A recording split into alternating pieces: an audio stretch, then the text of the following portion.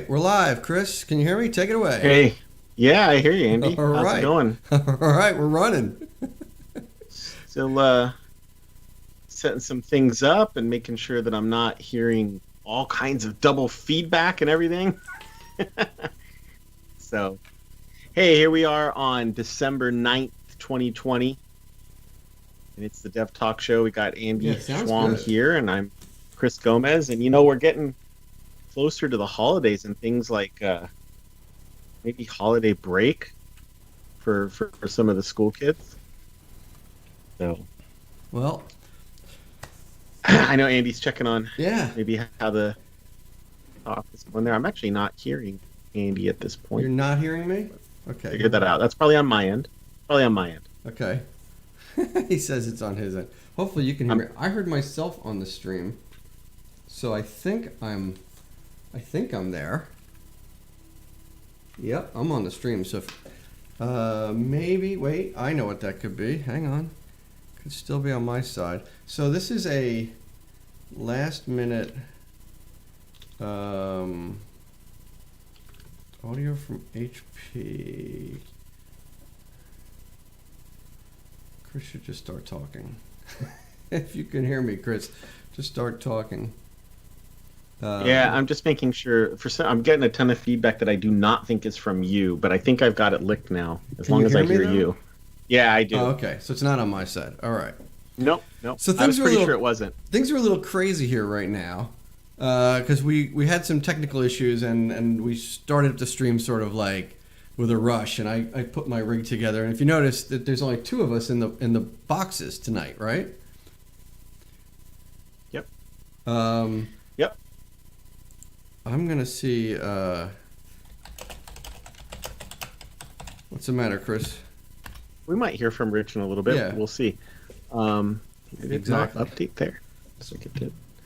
We, Yeah, so here we are, December 9th. And, in just 2 weeks, it's going to be the 23rd, which I imagine by that time, or maybe even really pushing it, a lot of our kids are going to be on their winter break here in the U.S. I think some might start earlier, but I'm not sure any will wait till the 24th. So, well, I think it always starts a little bit before that, doesn't it? yeah, it just depends on wherever. I think when I'm thinking about it in my head, I think the 23rd might be the last day for some of the local districts. But it's different everywhere. So, Yeah, it's crazy these days. one of the things that we're kicking around is that if there's one thing that just about all of the students in the U.S. have now is, they have they have a computer now.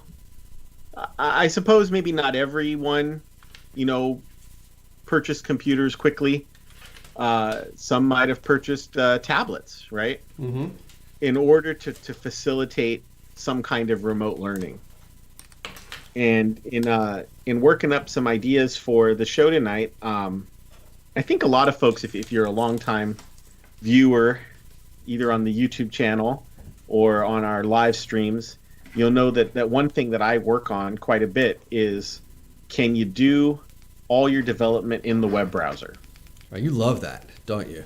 Yeah, I think it's great, and I've always liked it because, and this goes back long before COVID and Yep. getting You've been getting talking our about this for a population long time. You've always, for years. Yeah. yeah.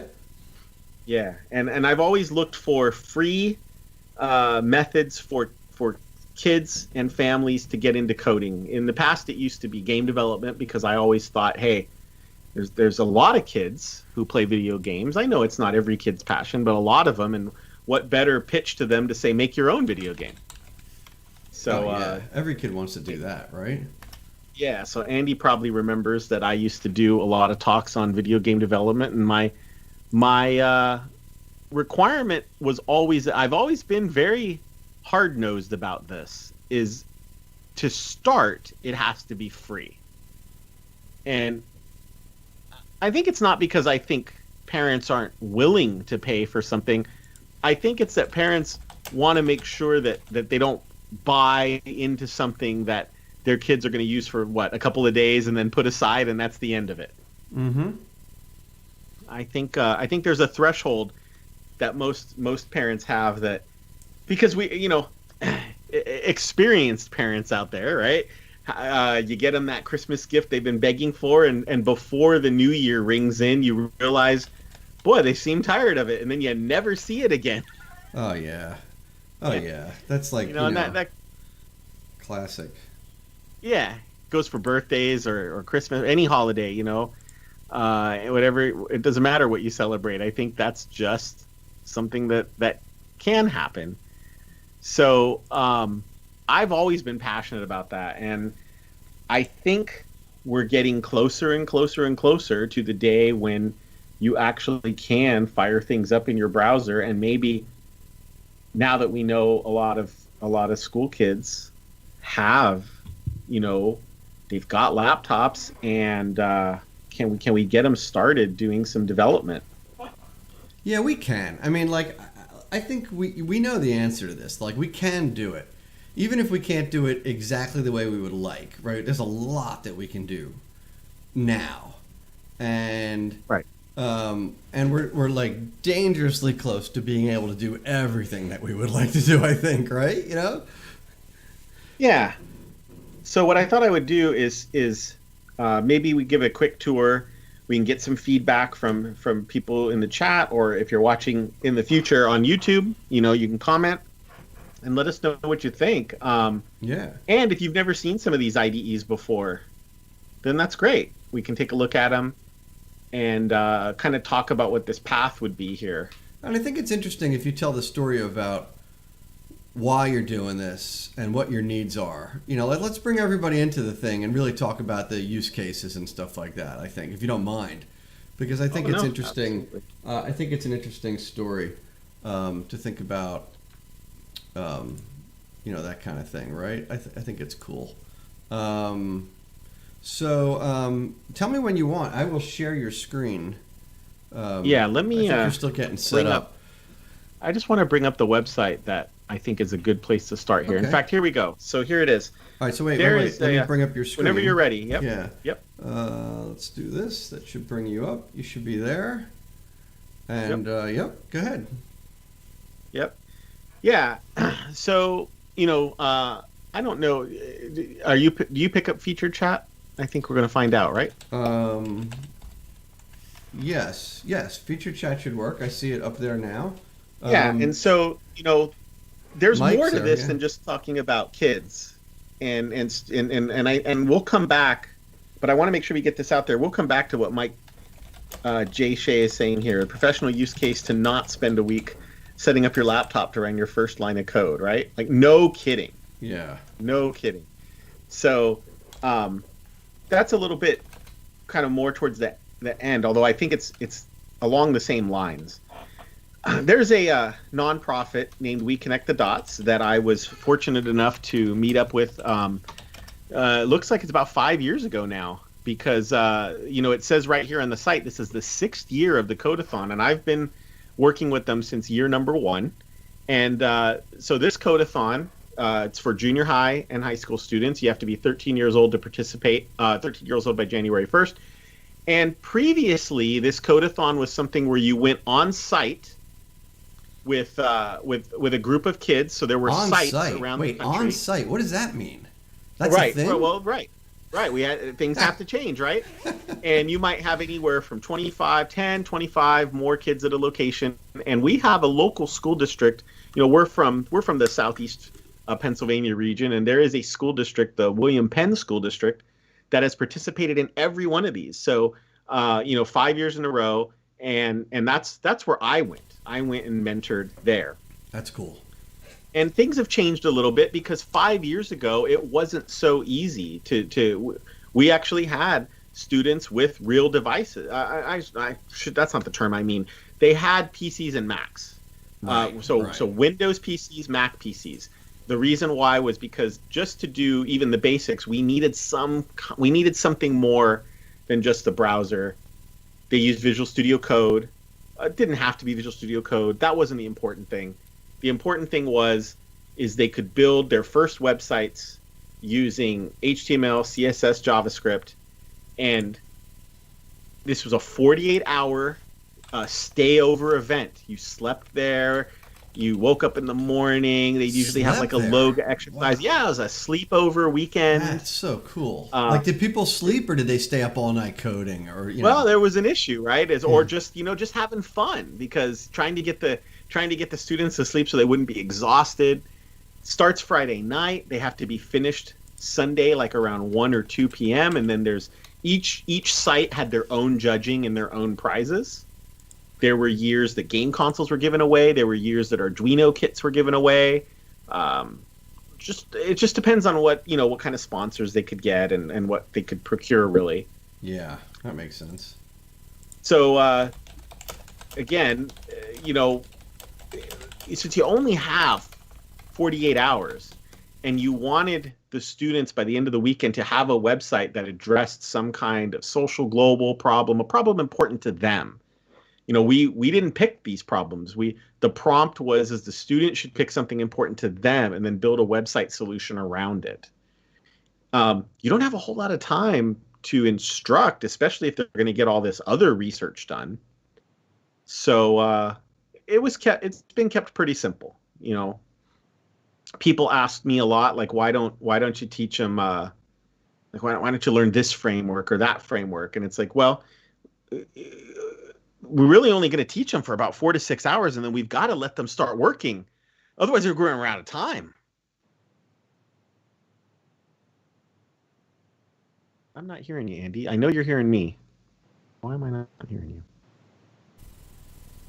I'm back. Sorry, I hit mute. I hit my local mute button, but thanks for saying you couldn't hear me. I was typing a bit, and I muted my keyboard. I muted my mic. So what I was saying is there's like two problems there that I think you're always up against in these situations. Is one is like, how do you teach them something that you could do quick enough that you can box up, that you can't get into every subcomponent of every framework. You really have to keep it small. And then how do you tackle a project that is just doable within a reasonable amount of time? Because people come to me all the time and say, hey, what if we did a hackathon to do such and such a thing? And I said, I don't think we can do that in 2 days. Like, it's really hard. It's really hard. It's hard to know just what to start with. And so this year, I want to let everybody know here that 6th year of the Codathon, I'm going to be a mentor once again. Nice. And because now that you're 6 years into this, there are actually some students that this is their 5th or 6th year, because they might have been 13. Maybe this is their 5th year. I can't do the math right now, but there are students who did start the very first year they could and just have kept on going. So there has been an evolution. They have what they call levels: level 1, level 2, level 3. Level 3 students who might be in their 3rd, 4th, 5th year are actually going to start working with React. Really? But earlier students are going to do what we've always done. The early HTML, CSS, JavaScript. So no experience is required. And if you are watching and you think, if you're interested in signing up, you're in the age to participate, or if you think like, hey, I know somebody, it could be someone in my own household that's interested, then you can hit that register button. It's we-connect-the-dots. That's the weconnectthedots.org. And if you go there, do you want to put that in the chat? Yeah, I want to go directly with the link. Okay, yeah, good idea. All right, but you have it on screen there, right? We connect the dots. Right, but I'll show you if you forget later, and you say, "Gosh, I remember there was something about We Connect the Dots," and you make it here to the web page. You make it here to the let's say you make it here to the home site. You're like, "Yes, I found them." Where is it again? Well, obviously they're talking about it being all digital this year, and you could go to programs. It highlights for you on desktop. Click Codathon 2021 and register. So definitely, I'm working on the var days equals 17 var hours. That's cute, right? Yeah.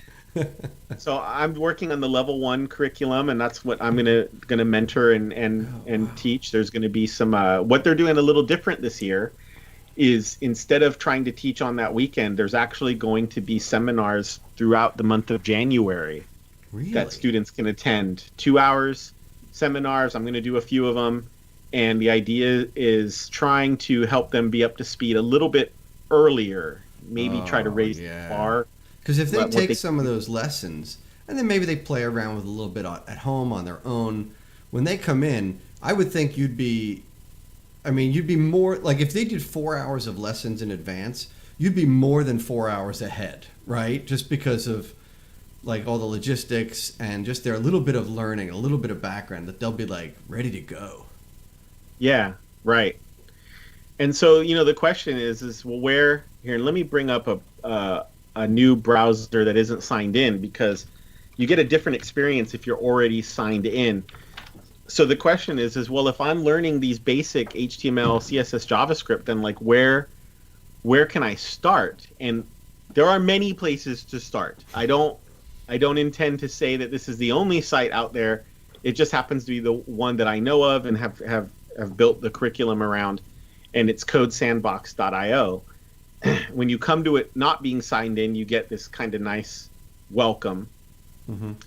and you can create an account using either GitHub or Google, which is great because first of all, it's not another username and login to remember. Oh, so you don't even have a choice to create your own. Like if you want to use email and password, you can't even Yeah. do it. Yeah, and most of Yeah. the kids have like Google accounts already for their Chrome. Like if the Right. kids are using Chromebooks, so they already have Yep. that Google account, right? Yep. And if they don't, GitHub account's not a bad place to start either. So Yeah, but that complicate. Like I like the fact that you have an option that probably the kids have, because once you start adding something else into there, it just adds a little like what's GitHub, and all that kind of thing. oh sure. So that's great. So I'm already signed in, right? And this is the view I get when I go to Code Sandbox. I get I wanted to show that because like I'm already here. yeah. And I want people to see that like this is what it's going to look like. And so when you click new sandbox, you have several options. One of them is to go import a project straight from GitHub, which is kind of nice. Mm-hmm. Another is you can pick templates, Yeah. Look at all these templates. all kinds of front end development templates. Look at this You got list. Gatsby here. You got we've seen like the Svelte Yeah, template, and then yeah. of course some of the old favorites: React, Vue, Angular, right? Yeah. Vanilla Now, JS, I guess. Vanilla. For these students, we tend to pick vanilla, Yeah.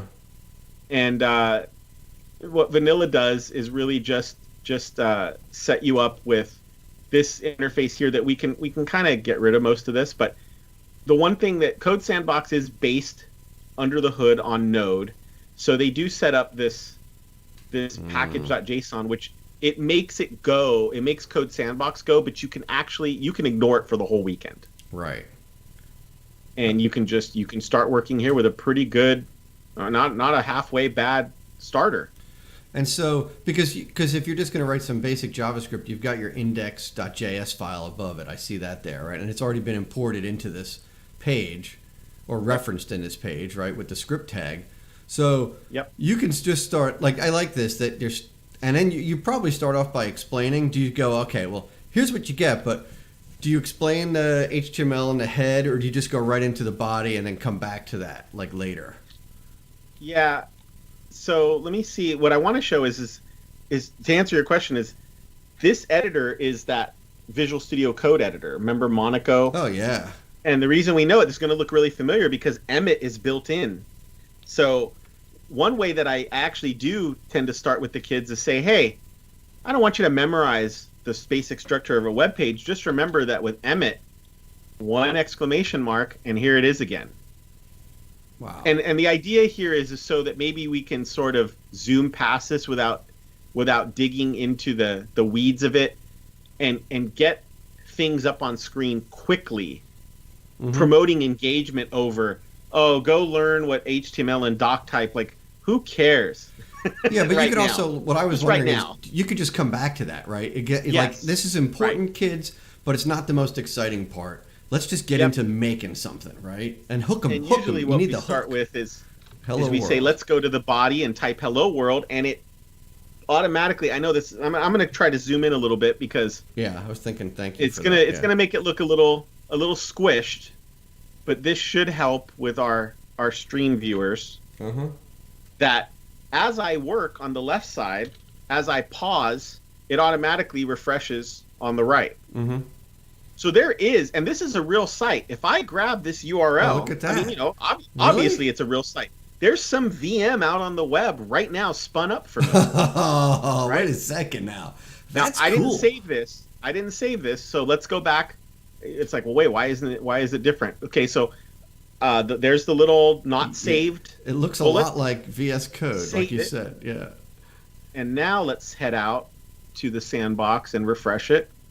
Okay. And That's it's cool. up to date. That Yeah. is a file for this thing. Now, what's Yeah. interesting is that the URL is, I Hmm. don't know what that URL is all about because it's .app or whatever, right? And it's not like Yeah. default.html. It's not an HTML page. So I'd be curious to see what happens when somehow that refers to the index.html file. That's a whole other story, right? Because I don't know, when you get into navigation, there must be a way to change pages, right?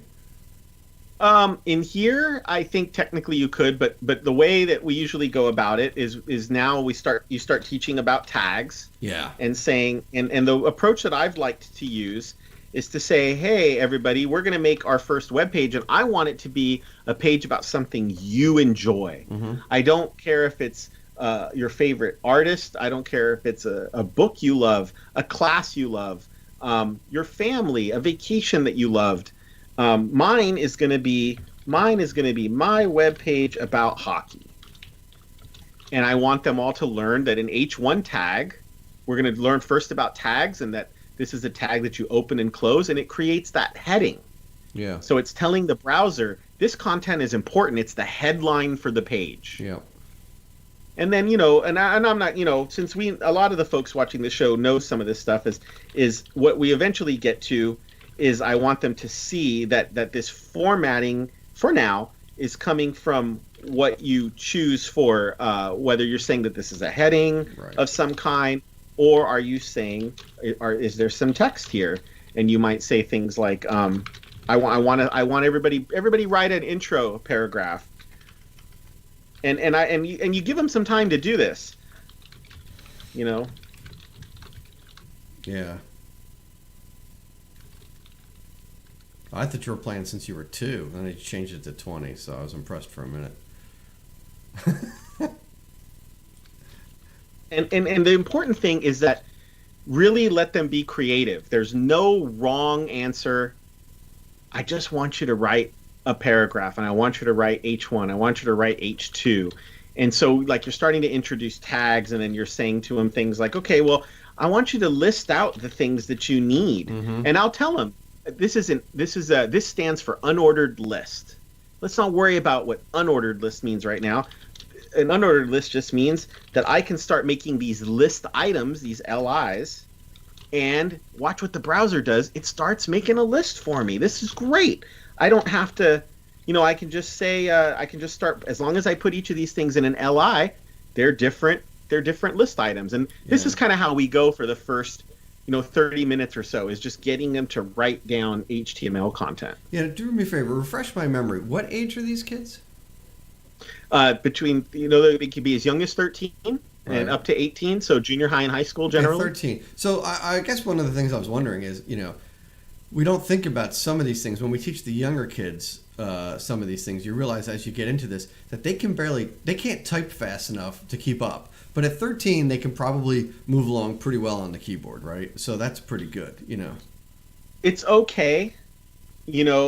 Talking with some educators, they feel that typing skills have been sort of degrading as the generation coming up is more touch-based than maybe even 10 years ago. It's still early enough in the, if we figure that the iPhone, I want to say, was 2006, probably 10 years ago, it's still a very keyboard type of generation. That is true.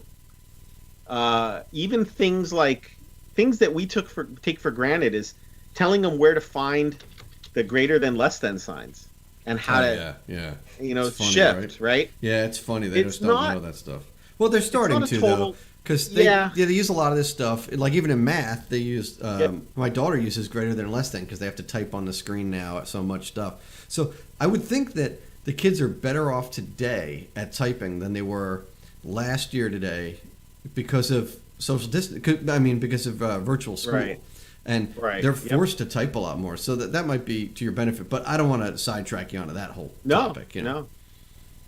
So, the next thing that we'll typically do is at some point you say and there's more that we'll talk about here in a real session, but at some point, you want to get them into CSS, and this is where you start to explain, like, you're putting the content on the page and you're describing what the content is, but you're not styling it.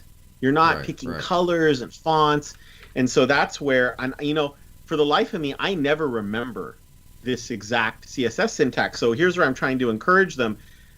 In a way, what I'm kind of trying to show them is not just use Emmet, but it's okay not to remember. Here's somebody who comes up and you have been told that there's a web development expert, and I'm admitting to you that you can't remember it all. It's okay to look it up. It's okay to use your tools. And I'll show them, like, I never remember exactly how it goes, but I know that if I type link, that Emmet helps me, and I can say link CSS, and oh, that's right, it's link, style sheet. Don't worry about that. And I just got to point to where the file is. There's already a default one here. I guess let's just use it. I actually don't. Yeah, there's a name. Yeah, the S. You need the styles. That's all. Yeah. And you can even see it's helping me, right? Right. Watch, it's like, oh, did you want styles? Yeah, sure, I'll take. Oh, I picked the wrong one, of course. Of course, I picked the wrong one, but that's okay. .css, I think you want. Yeah, you're right. Well, and the nice thing is, I'm getting some feedback pretty quickly on the right. Like, wow, what are you doing? Nice. All of a sudden, whatever was in that styles, it changed it to a sans serif font. Yeah, I haven't even looked in. Right. Oh, look at that! There you go. And we'll talk about that. We'll talk about how. At first, we'll do everything by elements, and say, hey, let's. The H1s are going to be blue, something like that, right? Exactly. And I'll encourage them to change the color of things, and then, as they work with that a little bit, I'll say, hey, maybe you want your list items to all be to bold, right? I think I'm doing this right. Yeah, that looks right to me. Yeah. And it's working. So, yeah, and then what'll happen is then I'll introduce to them and say, okay, it sounds great that you could just style these elements, but in a way there's a problem here, because what if we kept going and you wanted to start working on another H2, and maybe it was called like My Favorite Teams, and you said to yourself, but wait a second, I want this to be some totally different font, but I've already made up my mind for H2s. Like, what a bummer. Right. So we introduce IDs, right? That you can give a particular. So you go to ID, not class first. That's an interesting choice. Yeah, that's an interesting choice. So you can say this H2. I'm not saying it's wrong to go the other way. No, I think it's a good approach. I'm agreeing with you. What I'm trying to say is I'm giving this element, I'm giving it a name, just like your name, like any name. I'm giving it a name. And I'm going to call it, in fact, in this case, I'm going to call it like favorite teams. Yeah. But you can call it anything you want. It really doesn't matter, because what's important is coming back here. And this is where we introduce to them, how do you say you want it to apply to one element? You use the hash, or you and I say £. They say hash. That's funny.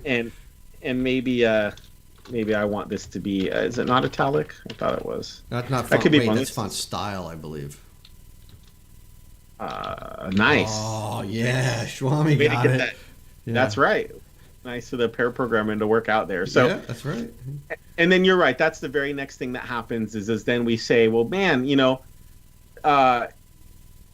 I wanted all these list items, all these things that I've mentioned here, and I'm just going to do one more, just so we have 3. What am I going to do? Name each of them and then copy the styles?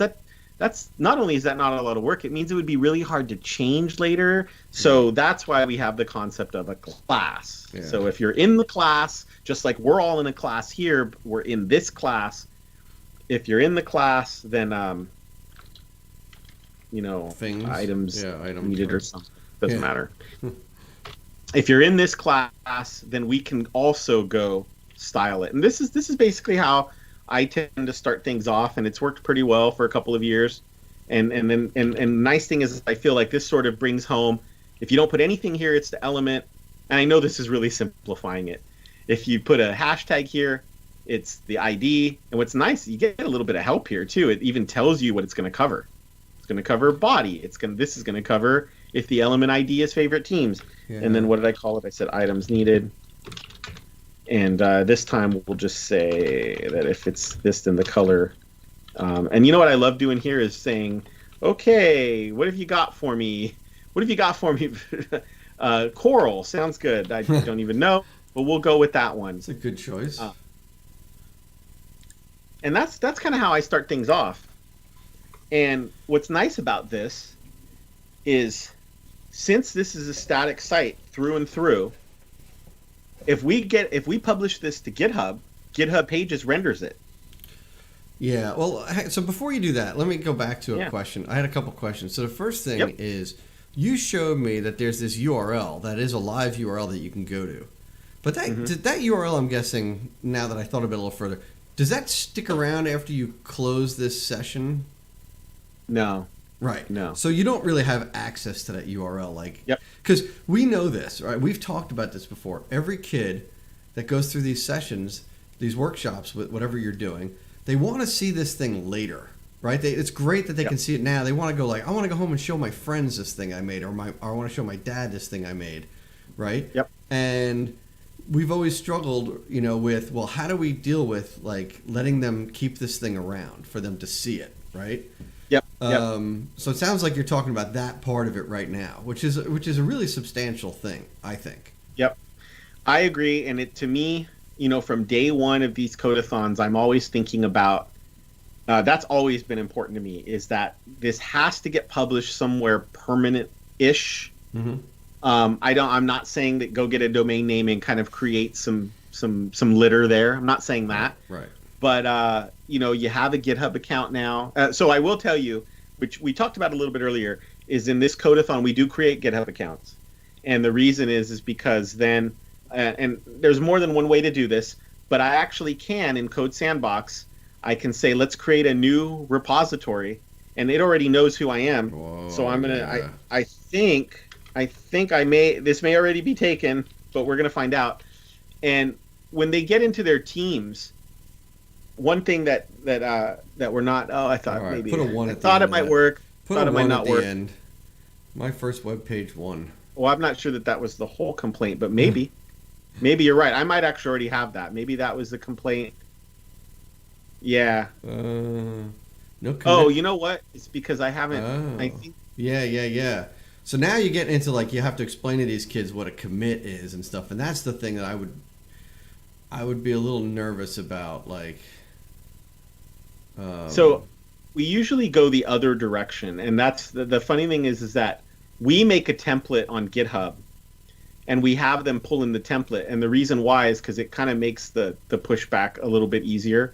But now, do you have it worked out? How do you explain what GitHub is? What's the purpose of source control? Do you talk about that with them at all? Or do you just say, we'll just do this because we need it for the sample? We've tried different techniques over the years. This is really, it even feels wrong to say this, but getting too caught up into what GitHub is in a 48-hour time period can end up being harmful. No, I don't disagree with you. Yeah. But if you can think of an easy way, I wonder if you said, listen, kids, if you have a file on your computer and you delete it, it's gone. But if you have it in your Google Drive, in your Google Docs, it's there, and you can even see versions of it in Google Docs, quite frankly, right? You could make the comparison that this is the Google Docs, and I don't even like to talk about Google Docs all that much because I don't like Google Docs. I like Office 365, and I like OneDrive and all that kind of thing. But the kids know Google Docs. They know Google Docs, right? And you could make the comparison that says, if you put it up here, it's like putting it into Google Docs, and you can see all the files you have, and you can see the changes that they made, and it's just a place to store the files, right? Maybe that's a good analogy for them. Right. what we tend, and just because we're just having a quick conversation, we could probably talk about this another 20 minutes. We tend to focus more on when you and your team push to GitHub, that gets it on the web at github.io, the name of your team. Yeah. Listen, you're the expert here. I just feel like that makes it sound more like GitHub is hosting, and I guess from the kids' perspective, it sort of is like a hosting site, but I feel like, you could say it's a Google Drive. It's like a Google Drive, but yet it also turns any of your HTML pages into they're automatically accessible to other people, right? It's just a feature that it has that helps us do this quickly. Yeah. There are plenty of other ways to do it. You could host on anybody's static website feature. I don't care if it's Netlify's or Azure or but you don't want to explain that to the kids, because the kids don't understand Netlify. Do I want to bring in something else? No, I think you've got the right tool set, completely the right tool set. And every year we think about this, because I'm never going to insist, or none of us ever insist, like we know, because this has changed over time. I think I told you the very first year when these tools were a little less mature, we were in Visual Studio Code and we were pushing to Git and then getting that to work. Actually, GitHub Pages wouldn't have worked at that time. So it was going to GitHub so that an Azure web app could build it. It worked. It just took more setup, and we actually ended up losing a lot of Saturday morning kind of getting every team going there. Right. So the next year we committed to having that set up ahead of time, which we did. And then we realized, well, now that we set it up ahead of time, it's almost like we took it out of play. Is that good? Is that bad? Like, one of the mottos that I have is simplify without dumbing down. And look, I examine that all the time. And when I say I want to be fair. I think about it a lot, and then we talk about it as a team a lot. You mean the other organizers, the other mentors, and the other organizers. Easy for me to say. We think about a lot, and every year, my goal is when I think about these kind of things and then bring them to that team and other opportunities that I work with, I challenge myself, like, what should be added, what should be removed. What is asking too much? What is not asking? What is lowering expectations too far? Yeah, and by the way, I'm just throw this out, to the viewers. If anybody's got some ideas or some thoughts on this kind of stuff, or maybe you've taught kids how to do some of this stuff, feel free to share your comments with us. We'd love to hear. This is a little bit different of a show for us, right? Where we're sort of talking about. We have all kinds of shows on the Dev Talk Show. Some of them are like demo heavy, some of them are like talk, and this one is sort of like we're talking about a demo, I guess, right? Yeah. It's like, is that meta? I don't know what that is, but let me see. While you're talking, I'm going to try and find some of the previous year's sites, but go ahead. Oh yeah, sure. Yeah. So anyway, of course, if people are there, jump in, share some thoughts with us if you think this is interesting, or if you think, I think Chris would like feedback. So if you think he's doing this the right way, and there's more than one right way, but if you think he's onto something, he'd probably like to hear from you, whether it be in the comments on YouTube if you're watching this after the fact, or if you're watching it live on either we're on Twitch and YouTube, and so share your comments with us if you'd like, also while you're there, you can always subscribe and come back next week. Actually, I don't even know what we're talking about next week, but we have to figure that out too. Yeah. So what do you got? You came up with Eagle Eye Delivery here. This is cool. This was a team last year that, while they didn't get it integrated into the site, they had this fantastic idea using drones. And to be fair, so when I talk about this 48 hours, one thing, it's actually even less time than you think, because yes, certainly there is instruction time so that they can spend time building their site. And then Saturday night, traditionally a movie is shown, so a couple hours there. There's typically gym time. Yeah, you gotta keep the kids moving so that you're not just stuff, sitting down. Yeah. We're even trying to encourage that. And last year,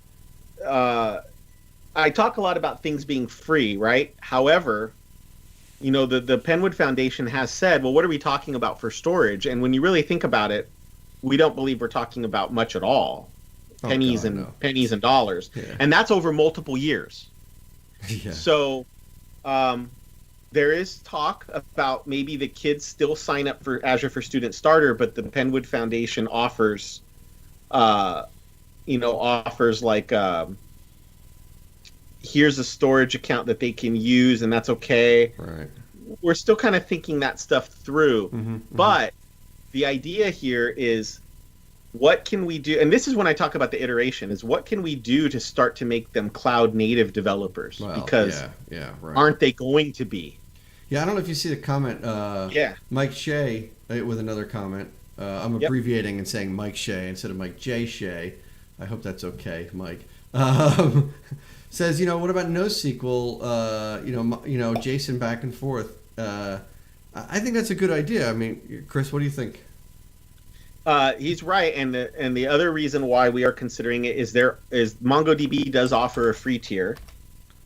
Right. So, and the point is that, again, if it has to be paid for, maybe that's okay. But here's when you look at one of my requirements, I want a student to be able to go home and say, I can keep working. My GitHub account works, my Code Sandbox account works, and this Azure for Student Starter still works. So how long? What's the limitations? Because this is new. I don't remember seeing this Azure for Student Starter. So tell me a little bit. What do you know about the limitations and things here? It's not. So the main limitation is that you actually don't really get.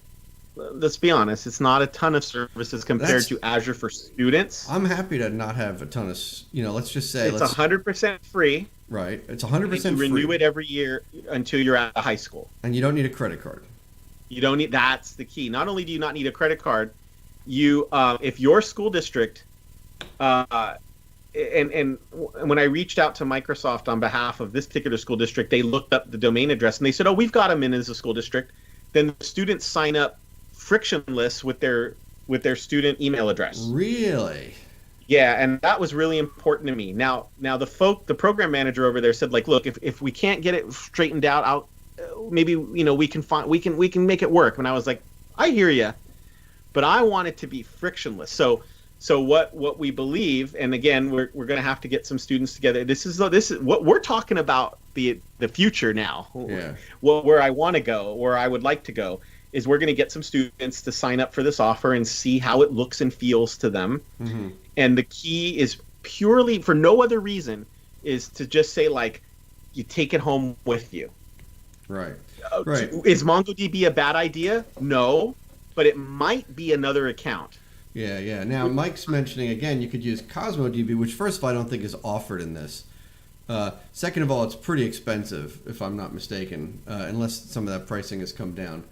I like this idea of using Azure Storage to play with things. But again, I don't see Azure Storage on this list. That's the one that surprises me, that there's not like some mini Azure Storage account. Would be really cool. But, this is something that people like us, MVPs and other, fans of Microsoft, if you want to call us that, have been saying for years, is that you got to get these kids when they're just starting out, because once they don't use Microsoft, they get hooked on other platforms, and then they're like, oh yeah, just like I was talking earlier about Google Docs and things like that.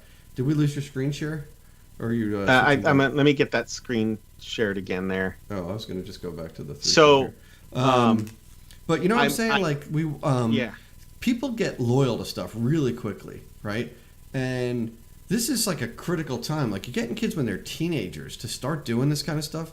And if they get comfortable with the platform, they're just going to want to stay going with it, So the key to all of these really awesome ideas, because they're great ideas, right, is Cosmos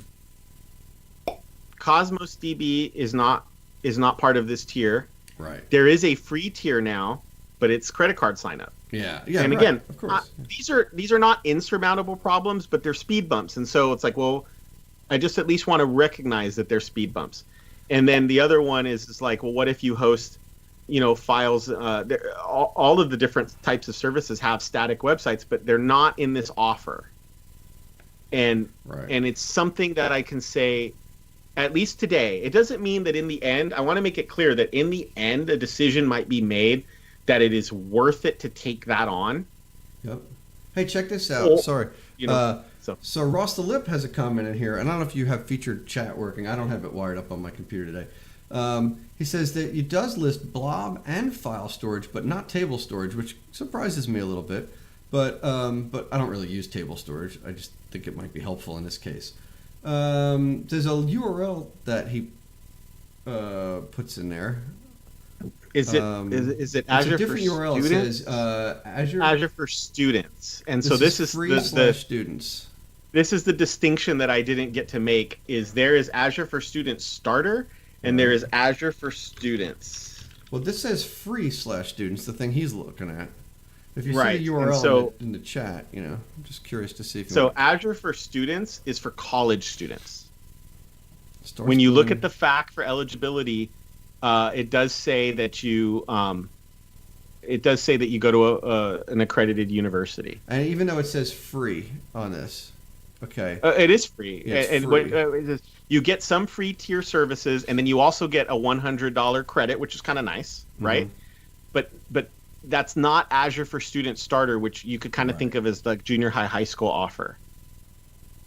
I'm not saying that this is a bad offer. I'm just saying that sure, right. when I've looked very carefully at all of these, and I think Andy, you've been with me in some forums where I have spoken directly to some Microsoft folks about Yes. these offers. I've heard you These offers say didn't you can't have a exist when credit card. I've heard you say it so many times. Yeah. These kids don't have a credit card, These offers didn't exist when I first started campaigning for them. Yeah, and they've come a long way, and they're close. I think that one you showed, that starter offer, is a This is a great one. pretty good. It's just like thing. it says here. I'm trying to find. It does say it in here somewhere. Unfortunately, look how hard it is to. So this one, What do do you I need a credit card, or you still don't need a credit card for this Don't. one? You still do Okay. not need a credit card. You get $100 of credit, and then you can apply again the next year. And the rule is that you at least the last time I looked, which wasn't too long ago, maybe weeks, not months, is that this is for college students. Right. Of course, I can't find Well, the actual search. eligibility. Yeah, right. Where this one goes on to say that your eligibility is high school and junior high. You do have to go to like a K to 12 type district or something like that. So there's still more work to do looking at this. And again, different folks have different offers. Like it's just that this is some of the stuff I've looked at recently.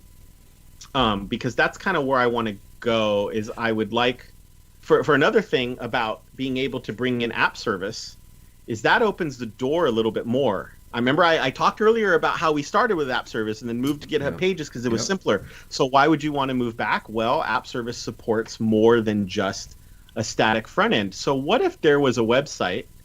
What if there was a site that hosted other languages like Python or C or Ruby, and this is going to look super familiar, right? This is Replit, REPL.IT. They call their code sandbox called them sandboxes. These are called REPLs, just like JS Fiddle called them fiddles. Remember that? Right. And we are now on there's a virtual machine out there running Python, and this happens to be a Python Flask project. So now you're starting to think like, okay. Well, hang on. Before you get any further, have we ever Yep. explained what is a Flask application? Yeah, and I'm pretty new to Flask. Flask is a programming framework for Python, very similar to say Ruby on Rails or maybe an ASP.NET MVC or Razor Pages. These are all frameworks that live on top of platforms because there's Python. Yep. But then in order to build your website, Flask is one of them. And the reason that one of the reasons is it was very lightweight. And if you are a long time, maybe an MVC coder or maybe Node Express, this really, like, you squint a little bit and you kind of guess what's happening here. Yeah. So the planned curriculum is kind of like you start off by just returning some text, and then you say, yeah, returning text is great, but but let's use the language of the web, and you can render this template, and it's really, the code's really not that difficult. And then this code as is, if it goes into GitHub, we know that Azure App Service can be linked up to a GitHub account, a GitHub repository, and on every commit, it will build the Python app and push it out to a quote unquote real live website. Yeah. Now, when you say it'll do that, though, are you talking about using like GitHub Actions and things like that, or is there a built-in simpler way? So Azure Web Apps, predating Azure Pipelines or GitHub Actions, in fact, from the very beginning of Azure Web Apps, very shortly after the beginning, if it wasn't there day one, has had a feature called Kudu, which automatically, when you enable it, figures out what the repo is and says, I mean, you can tell it if you have to, but it will look at it and say, oh, this is a Flask repo. I know what to do. And this is a Ruby on Rails repo. It will just publish it for you. Like, so that's pretty good. Because I was thinking, we don't want to. Well, it would be great to teach these kids all about pipelines and things like that. It's getting, again, you have 48 hours to get in this a weekend, done. right, or maybe over a couple weeks. Now, do I think that you start, can you start pushing out from there and say, like, the weekend is really where you hook the students, and then you might have a software club that students start wanting to join in various districts? Sure. And those conversations have been had with the particular school districts that I've talked to. We see, like, it's a pattern for growth. Is the great thing about it is I'm talking about the William Penn School District. The students that my wife teaches there, and sometimes when she gets new students, they'll know me before they know her, because like, oh yeah, the codathon, I did that when I was at the middle school, right? And so the excitement, and then they're telling their friends, oh, you got to do this codathon, right? And so that's cool. That's what you want, is that the excitement is there. You know what? I will say, what sort of depresses me on the whole, like, teaching kids, or not just even teaching kids, but getting people started. It's so exciting, right? I don't want to say it depresses me. Like, it's a weird issue, and I'll get to it in a second. But it's a weird issue because, you want to show people the basics. And you're talking about, like, how you're saying, how do I keep it simple? How do I keep it simple, right? And then at a certain point, though, you have to explain to them. They think, like, they'll say, well, I got this. I want to build a game, or I want to build an app, or whatever it is. And they have this big idea.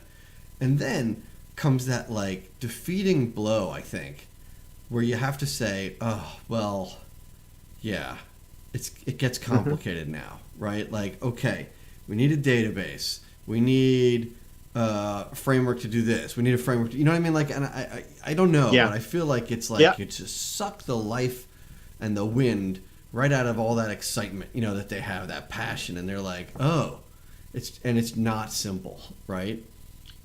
We have dealt with that specifically where, and this was just an example of how in Flask the test route goes to that HTML template, which happens to bring in Bootstrap. For no other reason that I'm trying to prove out, like, hey, we could do more. And from here now, maybe, and I know you can do this with a static web app too. Don't get me wrong, but there is a little bit of method to this madness. We've gotten to that point almost every year where on Sunday the students they've become so inspired that they say, "Boy, we want people to be able to comment on this. Can't we upload an image from our phone?" Right. All this kind of stuff. Yeah. So I don't, there's a lot of work involved here, but one of the things that we are considering is this concept of recipes, again, simplify but not dumb down. Could we come up with recipes that might say, here's a way that you could, all in the browser, throw out an Azure function that will take that image and put it into that MySQL database if I'm staying totally free, or if maybe we do go ahead and pay for some small amount of storage, then put it in storage for no other reason than that the students get that thrill of, like, hey, I contributed to this site. Yes. Because it's exactly what you said. It's the interactivity that they're going to crave. They all have these, and they're going to be like, look at the site we made. It works, and I took the picture, and it's on there. Yeah. And that, but again, I'm sounding like the buzzkill now, right? But you think, all right, so wow, people I'm can ahead post of you. I people can promise. post files on there, and then you got to say to them, the problem is now people can post files on there, so now you need to authenticate your users, right? And it's like, oh, we're going down the rabbit hole here, right? So I hear you, and believe me, I've had all the same groans probably Yeah. already. Which not to say doesn't mean I'm smarter. It just means I've been thinking about the problem for Yeah, almost I know 6 you years, do. I right? know you think about it a lot. Yeah. And I think that the key is what do you take away from the 48-hour type events to get people interested and move into other things that are a little more focused. There's no doubt that when you try to do that, your pool of attendees drops because there are students who love the Codathon, and when and oh, by the way, one of the last events of the Codathon is their parents come watch presentations on the site, and then the judges award winners. Although we try to have enough prizes for everybody. One of the things that usually the hosts are very gracious, and they ask me to say something, and I'll tell the parents. I will always tell them. I'm always the kids are amazing. Every year I wonder. I tell myself, have we done enough? And then they show me that they're capable of more than I ever imagined.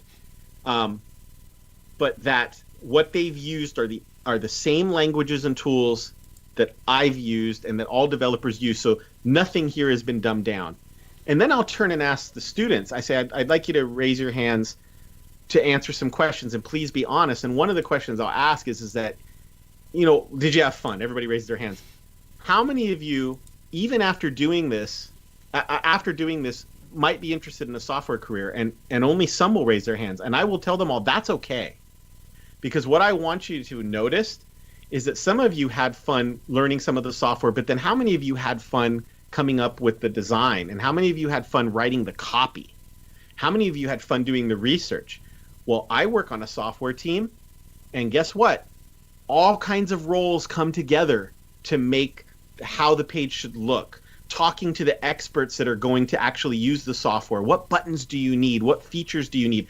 Those experts might be, if you're building medical software, they might be doctors. If they're building finance software, they might be loan officers. They don't know or care about the technology, but you need them on the team. So the idea is to tell them all, there's room for everybody. When you move to the more advanced days, the pool's going to shrink a little bit. But what I love about a language like a Python is what can't you do with it? IoT, embedded devices, little robots that they could run around with. And there's been some experimenting with it. There's been a few years ago, there was a weekend experiment where a lot more than we thought would show up who had gone. They loved the Codathon. To basically, we brought all kinds of workbench tools and little Arduino-based engines and motors, and they had to build little robots that would try to navigate an obstacle course. I mean, that's complicated, Now it turned out, Now it turned out in the 48 hours of time, where I'm telling you, we're talking about they had a motor going, and then they're like, okay, well, how do we build a car? And we didn't know either. And it turned out that no team was able to complete the obstacle course, but they all had a heck of a lot of fun. Oh yeah, stuff's because they were building the car out of with their own hands with little wood, balsa wood, and nails and whatever. And the cars would move, or maybe by Sunday they had broken down, but they all had a lot of fun. And that was just, there was no judging there. It was just hey, here's the obstacle course we've come up with. By the end of the weekend, do you think maybe we can build little things that get across? I don't care if they're wheeled. That's not important to me. Just they got to get across the finish line. No, it's really cool. I mean, it's a great experience. It seems, it's just, I just wish, and I know you strive for this all the time. It's it's just not simple, but people like you put a lot of time into these things to keep it real, to keep it sort of simple, and put a lot of thought into this. And the kids are really lucky that they've got, people like you. And I know you're not the only one. You've mentioned there's a team of people. I want to make it clear that there is a whole team behind the We Connect the Dots Codathon, from past mentors to past students who are now in college, who love it so much that they come back. And, they get, usually those students get paired with a mentor How so that we cool is can let them do How more cool and is that more to of the come teaching. back? To see kids Yeah. coming back. Yeah. Oh man, that's And then we want them to do more and more of the teaching, where we're just, we're, in fact, this year that may be, I might be able to back a little bit more away and just say, hey, we're there if there's a problem. Other than that, you were in this for 4 years. hey, you're franchising this thing already, or it's like a pyramid. Like you got it all working now. This is great. It's pretty cool. So I do encourage anybody, if you joined late, and you're interested in this, then definitely consider registering. It's going to be January 29th through the 31st. It's a great organization that has other events besides the Codathon, but the Codathon is the one that drew me in, and I try to take part in helping him every year. It's at the school, but it's not for the school. But it's not just for students in the school. It's so this year it's completely open virtually. Okay, sure. In the past, when we talked about the gathering aspect, that was required. Is you went and you immersed yourself in this for a weekend. Mm-hmm. It was only for students at that point of the school. No, so it wasn't. Not every site was a school district. School districts happen to be a pretty good site because you have built-in customers. Yeah. So wait. So maybe I missed this. I think I remember this from the past, but maybe this wasn't really clear. This is not just something that happens at a school. Right.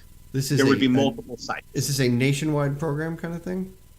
Depending on the year. One year there was a school district in Australia, or maybe it was New Zealand. I'm sorry if I can't.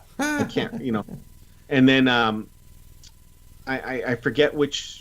I want to say there was a European participant one year. Okay. And it doesn't there's no requirement that it takes place in school districts. It's just that was the first place that I thought of bringing it to. Mm-hmm. And then, of course, this particular school district took it on. And it kind of turns out that it's not a bad place because they have things like desks and connectivity and cafeterias. Yeah. And gyms. So they're not bad spots, but certainly it's no requirement. Mm-hmm. This year, since it's being conducted virtually, I thought, what a great time to go to like YouTube and say, hey, it doesn't matter where you are. Yeah, gotcha. So this is open to anybody. I mean, to kids, right? But to any kids. So that's great. It's a great opportunity if you think your kids would be interested in starting to get into technology and just starting to dabble in this stuff. And again, you were talking about there's different years and different levels. You work with the entry level kids. This year I'm going to, yeah. Yeah, it's cool that they can progress. Yeah. Right. So yes, the idea is that it's okay, but then because you started to have a lot of returning students, there's these different levels. And one of the challenges that the coordinator has thrown down this year is that if you do since I told you about the coursework that's going to be done in January, that if a student enjoys the level 1 coursework and says, I want to go to the level 2 sessions, they can. And then they could still sign up for level 1, but there's no reason that they couldn't come out and say, like, I think I'm going to go ahead and give it a shot. I'm ready to do some JavaScript, call in some APIs or something. I don't know how, there's some experimenting going on this year. We'll see, but that's the key, right? It's not, things have changed. It's amazing even to think how 6 years ago things were different and how, I'm starting to push towards, we got to be cloud native. We have to be cloud native. Most companies aren't cloud native yet. That's the coolest thing about it. But will they, but what's the world there? So a student comes to this, they enjoy it, they love it, they go and they get a CS degree. What's that world going to look like by then? Oh, God. What skills are going to be expected? And we just want to make sure that we're serving them. Nothing that's everything should be worthwhile. It should help them. Yeah, it's cool. So, all right. Yeah. That's good. It's a cool show. It's fun show. Interesting topic to talk about, I think, Yeah, and I appreciate all your feedback, Andy. Don't get me wrong. Everything you said, I'm going to go back and rewatch it and make sure I take all these notes because I didn't have a chance to do it while we were talking. Things you pointed out, they're all useful. So I know because we're having the conversation, it's that there are issues, right? There are issues. Yeah. Yeah, and we had some nice comments in chat. Matter of fact, I see another one now. Mike saying that most companies talk about the cloud, but they're data center and Azure, not cloud native, and that couldn't be more true. And I can't tell you how many vendors contact me all the time. Now, first of all, we're already in the cloud and things like that, but they still say we can take you guys to the cloud. We'll get you guys into the cloud, and they keep throwing that word cloud out there. And as soon as you look at any of the details, they're talking about like migrating all your VMs up to the cloud. And I'm like, well, that's cool, but that's not really what I want from the cloud. I like cloud native, and I like app services and Azure functions and storage and all that kind of stuff. It's so cool. And it was so many companies just haven't really gotten there yet. But the funny thing is you're trying to push it at this entry level kind of stage, where I think it makes sense. I mean, one of the reasons why companies can't just go cloud native is because they have legacy or whatever you want to call it. We have baggage, and it's not always so easy. Whereas if you're starting from something from scratch, it's certainly a different way to do that. Now, also, you see this other comment here? Back in the JS thing, in Code Sandbox, you can create a data folder, put some JSON in there, and then use XML HTTP request to consume the data. Now, we've seen that technique before in a lot of the ASP.NET project templates. There's a little JSON file there waiting, and you just, an XML HTTP request is just a web request. Yeah. If it happens to be calling a file, great. If it's JSON, great. And I do think you're right. Keeping everything local, I love that suggestion. I think it's absolutely right, especially in an instructional setting. I don't want to discount it at all. It's fantastic. Right. You can see that my brain has leapt to, can they create functions that serve as their API that maybe call back to a database and then consume that. Now, I'm not saying it's going to happen in 2020. I'm not saying it's going to happen in 2021, but it's where my brain is headed. Well, there are probably tools that you can use that will dynamically generate the database. And the problem with that stuff is that stuff can be pretty flaky too, right? Like, I'm sure there's some tool where somebody would say, oh, if you want to do that, sure. All you got to do is use this, this library that does some crazy database thing, but I don't know. What I'm more curious on, I gotta wonder, and I'm gonna throw this out to Mike if he's still out there listening, is has Mike used Code Sandbox, or is he just out there playing around while we're talking about it and looking up and finding out that they have a data folder? It's kind of cool. Either answer is a cool answer, right? Either Mike happens to first time playing as you're talking, he says, yeah, that's great. So hopefully you're having a little fun with this while we're talking about it. And I appreciate you participating and bringing us back suggestions as you're just experimenting live with us. That's pretty cool. That's pretty cool user interaction with our viewers, and we appreciate that. And that's right. And I think earlier we had talked about this comment, right, where Ross the Lip had said, in the college student offer, blob and file storage.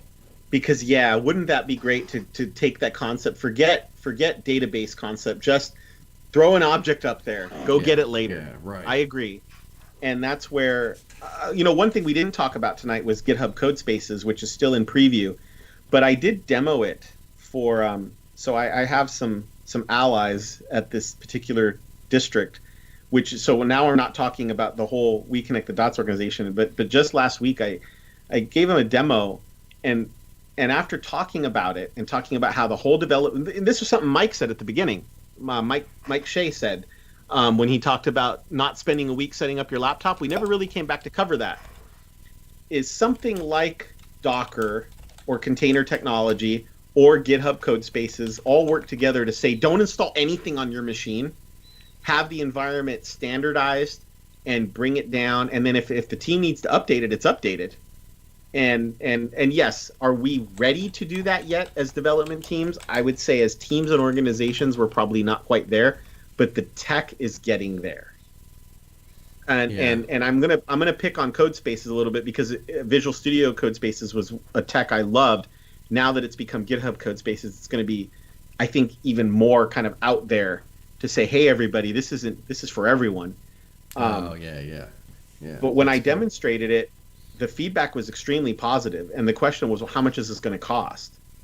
And at first that made me, I said, oh no. And then I went and did a little math, and I said, well, it's approximately, for not even for the basic tier, for the medium tier, it was like $7 for 40 hours.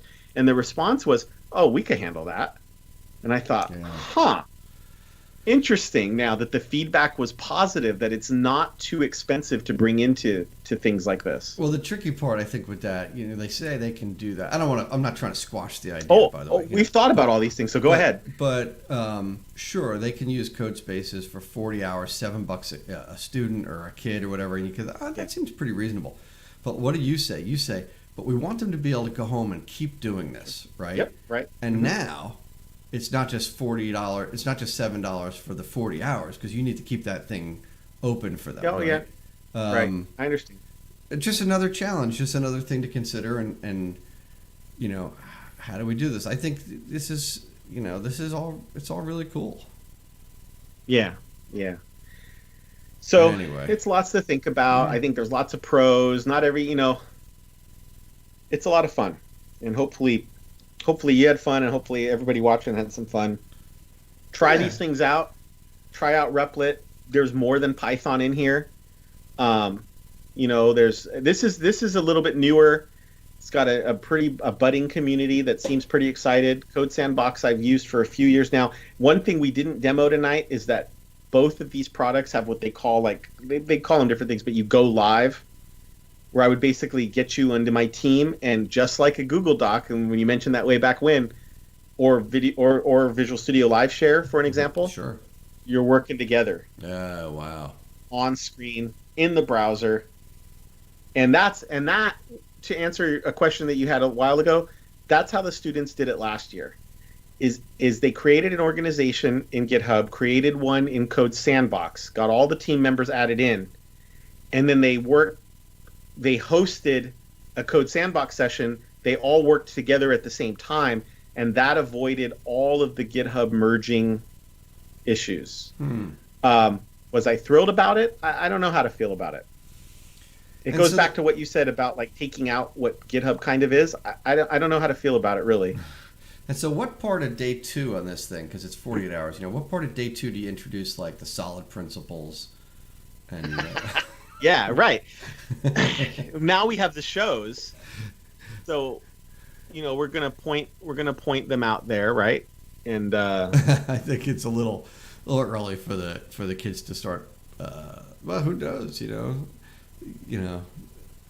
That's funny. There's just so much to learn. I think about it. We had an interesting talk with our friend Mahesh Chand on his stream last Friday.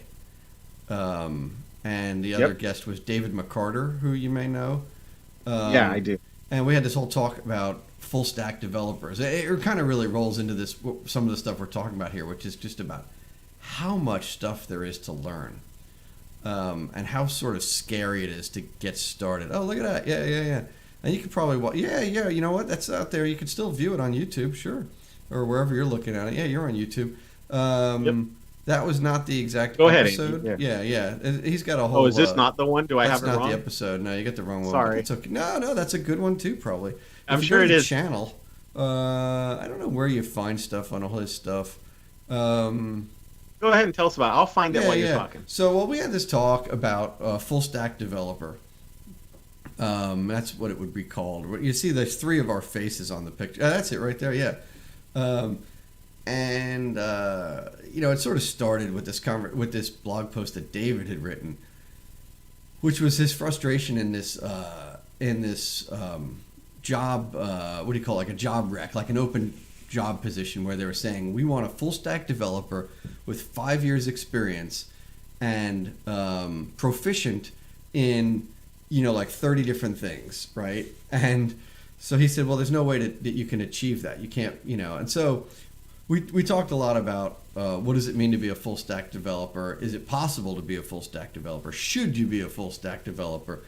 But there were questions were coming in, such as, can I be a can I be a full stack developer and proficient in 6 months and things like that? And I said, no.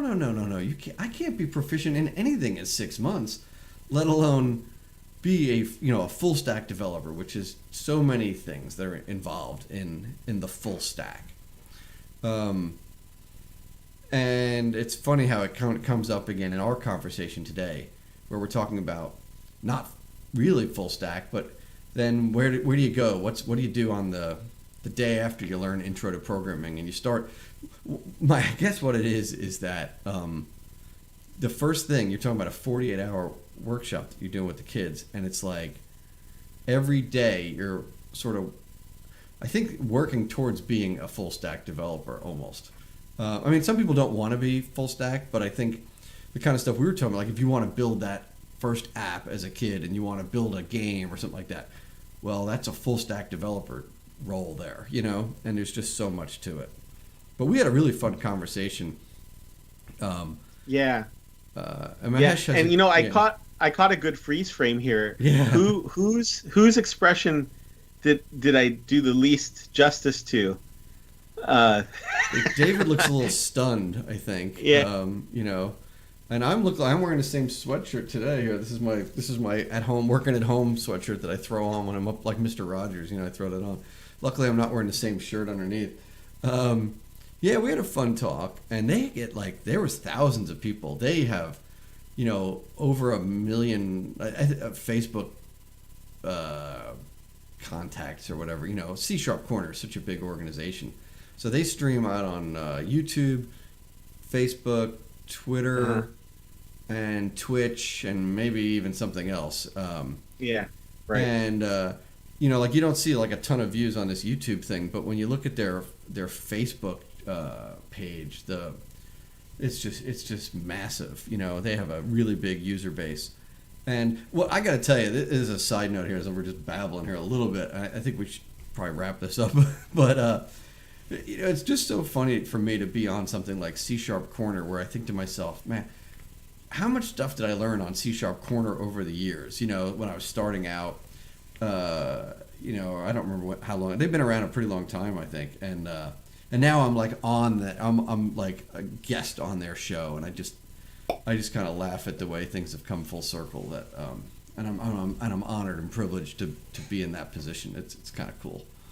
Yeah, I totally know what you mean. I mean, I had my one spin on .NET Rocks. Yeah, you were on .NET Rocks. Yeah, it was overwhelming.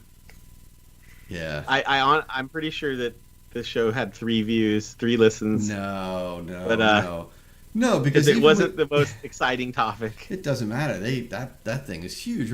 That must be that's like Jerry Seinfeld's first time on the Tonight Show, right? It's like you going on .NET Rocks. There's an equivalent there, right? It's like you've. I had a lot of fun, and I felt like I was in over my head, but I had a lot of fun. Well, and how about we had Carl Franklin on our show, right? And how cool was that? That was amazing. Yeah, I felt really good about that show. I mean, you and Carl were great, and Carl carried me because, I'd ask him a question and he could run with it. Oh yeah, just amazing. We were talking about Blazor, right? Right. Yeah. And he was going to do the Blazor Roadshow, so. And that got canceled because of COVID, I think. It sure did. Yeah. All right. Well, listen. It's all right. It's 10 o'clock, at least on my time right now. Yep. So hopefully you had fun. If you're watching here on Twitch, thanks for sticking with us for almost an hour and a half. Appreciate everybody who commented and followed along. It's just so awesome to have you here. Hopefully you try some of these tools out and provide some feedback, not just to us. Let's let them know what they need to work on, because I really have gotten a lot of good talking with the folks at Code Sandbox. I haven't reached out to the Replit folks yet for no other reason that I just discovered them pretty recently. Sure. They're awesome. They want to know, what do we need to do? So if you're watching on YouTube, let us know what you think in the comments. If you liked this topic, hit the thumbs up. Yeah, pound it. That way we know to say pound that. Yeah, you're supposed to say pound. Smash the like button. That's right? it. That's what it is. Smash that like button and subscribe and follow us on Twitch if you're new and you're here just hanging out. I just want to point out, because, Chris, we always talk about, like, thanks to the people commenting. Thanks to the people not commenting. Thanks to the people that are just, like, chilling out and listening and hanging out with us and being part of our show. Yep. Thanks for being here. If you follow us on Twitter, the Dev Talk Show, or at our meetup site, hopefully we have next week's topic up fairly shortly. So in any case, Andy, this was a lot of fun. Thanks for all of your input. I really appreciate it. My pleasure. All right, everybody. You have a good time. We'll see you next time on the Dev Talk Show.